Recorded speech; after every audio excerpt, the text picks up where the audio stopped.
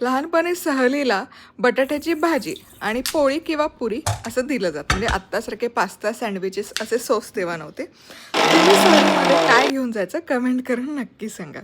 तर 2 प्रकारे बटाट्याची भाजी करतोय. एक कांदा लसूण न घालता आणि एक नेहमीची बटाट्याची भाजी. तर आलं मिरचीचा ठेचा केला, खमंग फोडणी केली. त्यामध्ये हा ठेचा, हळद आणि थोडा लिंबाचा रस घातला, कोथिंबीर घातली आणि ही आपली बिना कांदा लसूणची बटाटा भाजी तयार आहे. बरं, सविस्तर रेसिपी हवी असेल तर बटाटा भाजी बाय मधुराज रेसिपी यूट्यूबवर सर्च करा, बघायला मिळेल. आता आलं लसूण मिरचीचा ठेचा केला, मोहरी जिरं हिंग कढीपत्त्याची खमंग फोडणी केली, बारीक चिरलेली मिरची टाकली, कांदा थोडंसं मीठ म्हणजे कांदा पटकन शिजतो, तयार ठेचा, हळद आणि थोडासा लिंबाचा रस हळदीवर म्हणजे हळदीचा रंग आहे ना कमाल उठून येतो, बहारदार दिसतो. हातानेच फोडून बटाटा घालते म्हणजे त्याची चव छान लागते. चला, सबस्क्राईब केलं नसेल तर